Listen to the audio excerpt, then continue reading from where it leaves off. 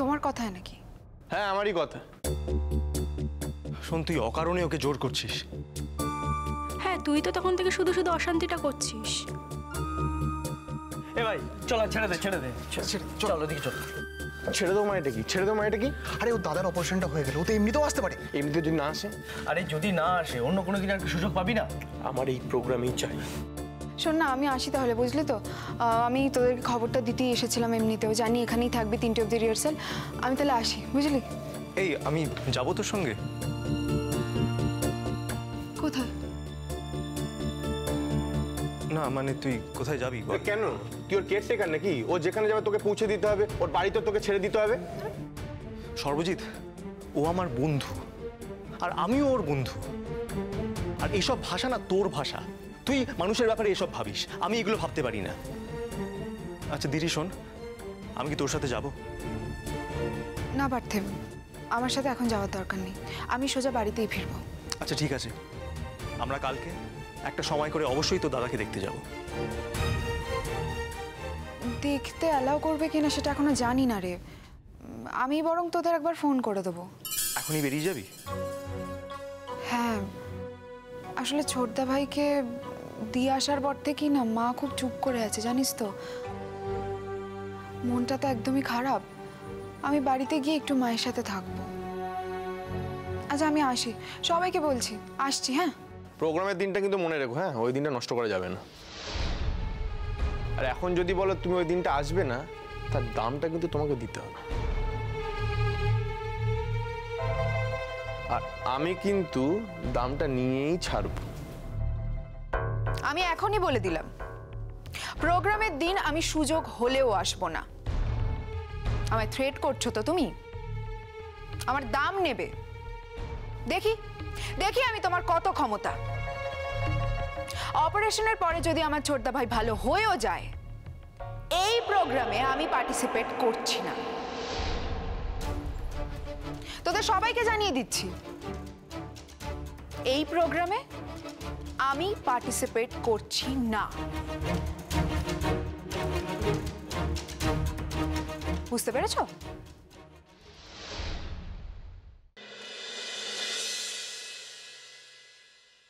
বাবা। হ্যাঁ বৌমা, এসো। মন্দিরে গেছিলাম টিঙ্কার নামে একটু পুজো দিতে। আজকেই তোকে হাসপাতালে ভর্তি করা হবে, একটু পরেই আমাদের বেরিয়ে যেতে হবে। হ্যাঁ জানি তো, আমিও তো যাব। আপনি? না না, বলছিলাম যে এসবের মধ্যে আপনি নাই বা গেলেন। আমি যাব না মানে? কি মনে করো তুমি, আমি কি অতর্ব হয়ে গেছি?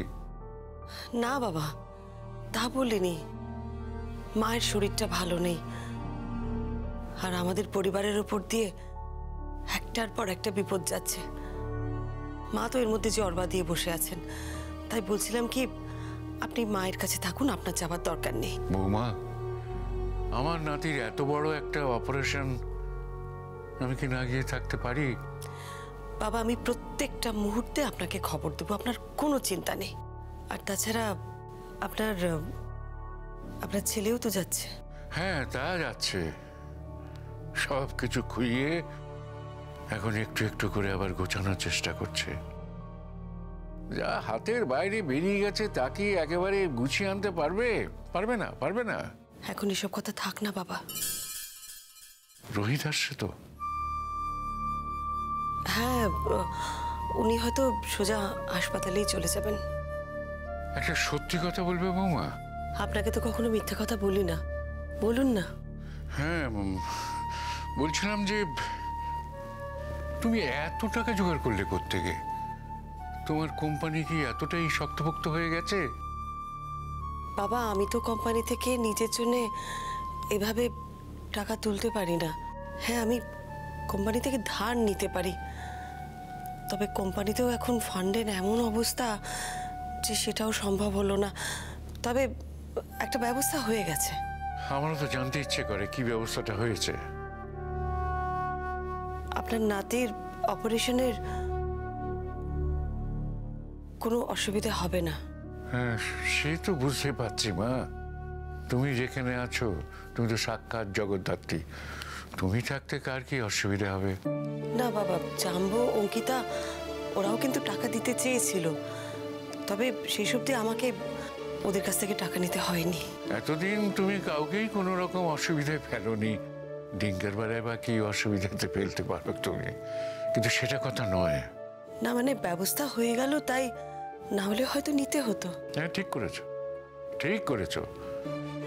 একদিন ওদের কত স্বার্থপরতা আমি দেখেছি, কি ব্যবহারটা না করেছে। আর পরের মেয়েকেই বা দোষ দেবো কি? আমার বাড়ির ছেলেই বা কি করলো? ফিরে এসেছে বলেই যে ওদের 7 খুন মাফ হয়ে গেছে তা তো নয়। তুমি মা হিসেবে সন্তানদের মাফ করে দিয়েছো ঠিক আছে, কিন্তু বৌমা ওই টাকা পয়সার ব্যাপারে ওদের সাথে জড়ানো ভালো নয়। আপনার আশীর্বাদে সব ব্যবস্থা হয়ে গেছে বাবা। তবে এই কথাটা না বললে হয়তো অন্যায় করা হবে, সেজন্য বলছি। টাকার বেশিরভাগ ব্যবস্থা কিন্তু আপনার ছেলেই করেছে। সে কি, সে আবার কি করে ব্যবস্থা করলো? সে কি আবার ধার করলো? আর সেই ধারের টাকা তো আবার শেষ পর্যন্ত রোহিতকেই শোধ করতে হবে। তার চেয়ে সরাসরি রোহিতের কাছে চেয়ে নেওয়া তো অনেক ভালো ছিল। না না, ও টাকা ধার করেনি। ওই জুনকে আমি যে গয়নাগুলো দিয়েছিলাম সেই গয়নাগুলো ও বন্ধক রেখেছে।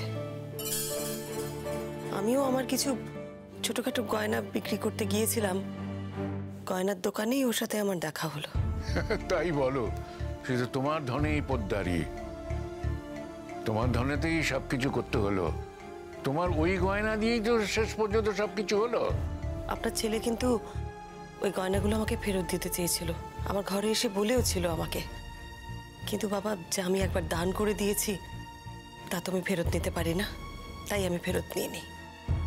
আপনার ছেলে তখন বলল যে তুমি যখন গয়নাগুলো ফেরত নিলেই না, এগুলো বন্ধক দিয়ে আমি ডিঙ্কার অপারেশনের ব্যবস্থা করব। এই কথাগুলো বলার পর আমি আর আপত্তি করতে পারিনি। গয়নাগুলো তো বিক্রি করেনিও, বন্ধক রেখেছে। যখন দরকার হবে, যখন সুবিধা হবে তখন আবার ছাড়িয়ে নেব। আর বাকি টাকাটা আমি জোগাড় করেছি। আরে ওই গয়না ছাড়িয়ে নিলে ওটা তো তোমারই গয়না।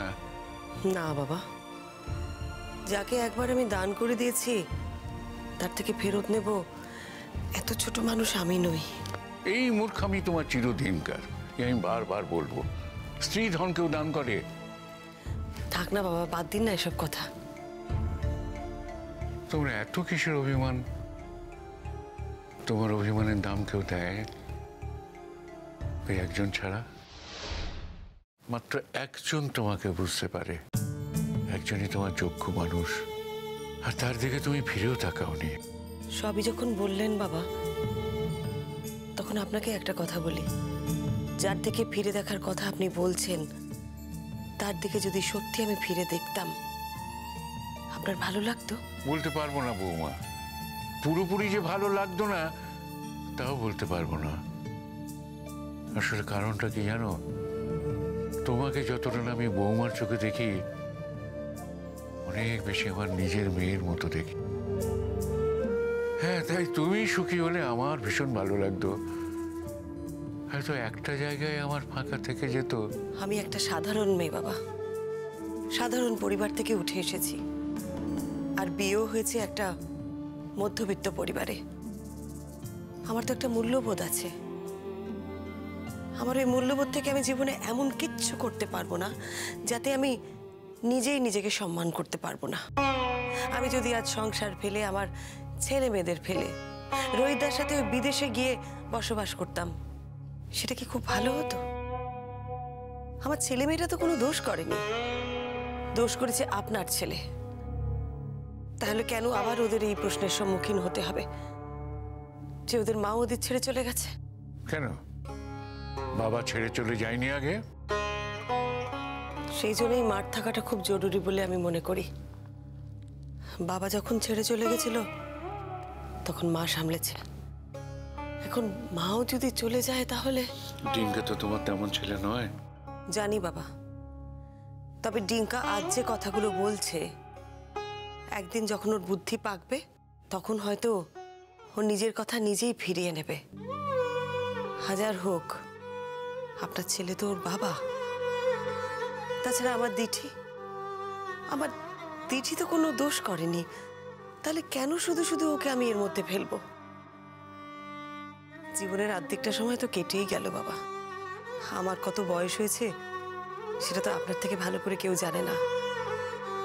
আপনার হাত ধরেই তো এই বাড়িতে একদিন এসেছিলাম। জীবনে যে কটা বছর আর বাকি আছে এরম ভাবেই কেটে যাবে। এই হেঁচড়া হেঁচড়ি টানাটানি আর ভালো লাগে না।